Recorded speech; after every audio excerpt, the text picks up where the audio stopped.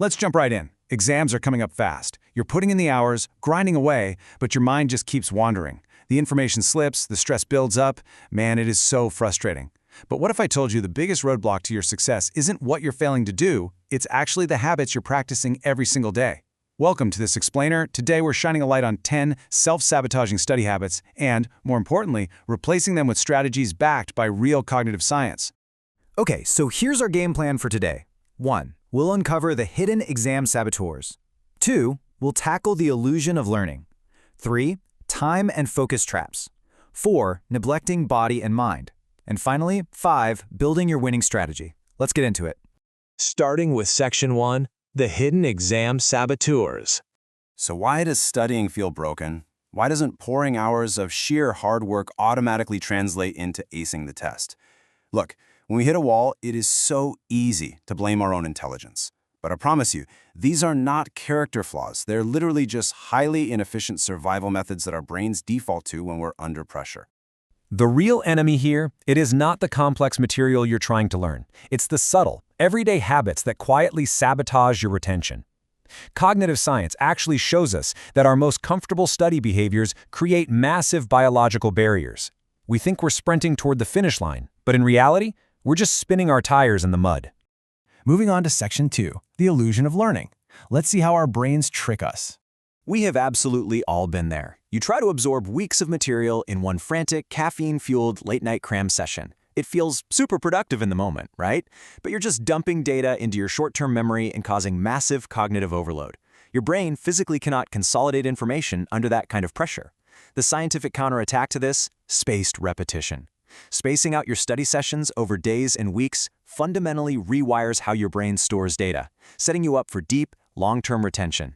And then there is passive studying. You totally know the drill, endlessly rereading or coloring entire textbook pages with neon highlighters until the page looks like a piece of modern art. We do this because it creates a really comforting illusion of familiarity. But exams demand recall, not just recognition. If you want true mastery, you've got to close the book, test yourself out loud. Active strategies are what actually prep your brain for exam day. Keep this golden rule locked in your mind. 50%.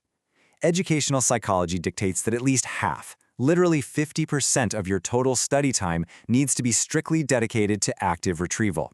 So if you sit down to study for 3 hours, an hour and a half must be spent on self-quizzing, flashcards, or summarizing everything from memory. That is where the actual learning happens. Next up is the illusion of multitasking. You know, checking notifications or keeping a show on in the background.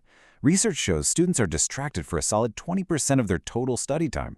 And let me tell you, this directly tanks exam scores. Multitasking forces your brain to pay a switch cost. Every single time you glance at a text, you lose time and accuracy, which leads to terrible encoding of information. Since our brains just aren't wired for true parallel processing on complex tasks, we need a simple step-by-step fix. Enter the Pomodoro technique. Step 1. Clear every single distraction in your environment. Step 2. Set a timer for 25 minutes of single-tasking, hyper-focused work. Step 3.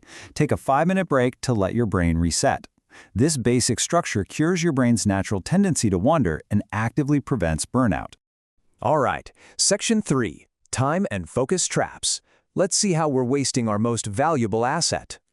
We absolutely cannot talk about time traps without mentioning the P word, procrastination. But the scientific fix is surprisingly simple. It's called implementation intentions. So instead of a vague, anxiety-inducing goal like, I need to study today, you want to give your brain a concrete roadmap. Define the exact task, a specific time, and a location. Say it out loud. I will study Chapter 3 at 4 p.m. in the library. This concrete commitment completely bypasses your brain's desire to panic and procrastinate. Now, what about a messy study approach? Unorganized notes and lost papers waste your time and trigger decision fatigue before you have even opened a book.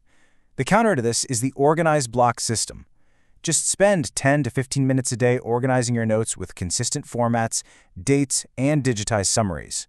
Having a clear system strips away the friction, which frees up your brain to do what it is actually supposed to do: learn.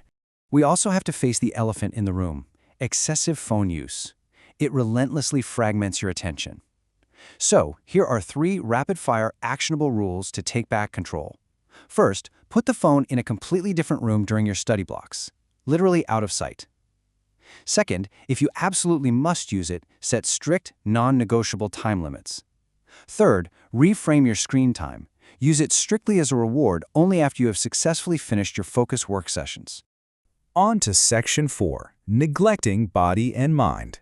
This is where biology meets performance.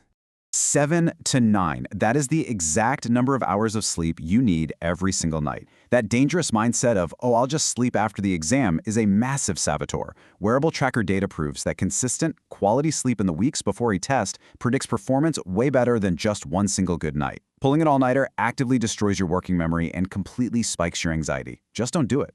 To really understand why sleep is non-negotiable, we have to look at the science of memory consolidation. This is the biological process during deep sleep where your brain literally replays and hardwires the fragile neural connections you formed while studying that day. It's like hitting the save button. If you skip this restorative rest, you are essentially guaranteeing that yesterday's intense study efforts are partially wiped out. A well-rested mind will outperform a tired one on test day every single time.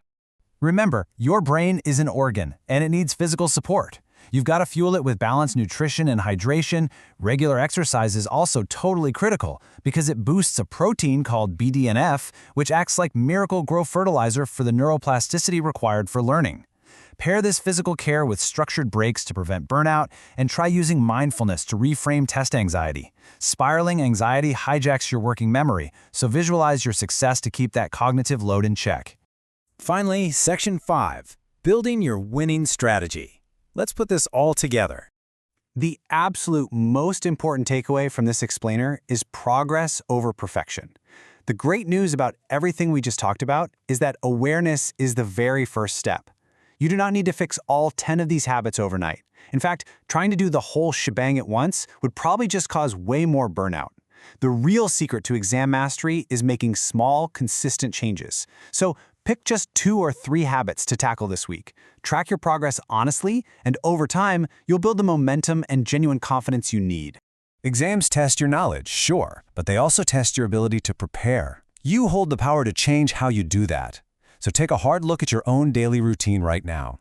Out of the 10 damaging habits we explored today, from the frantic cramming to the multitasking to skipping out on sleep, which habit are you dropping today?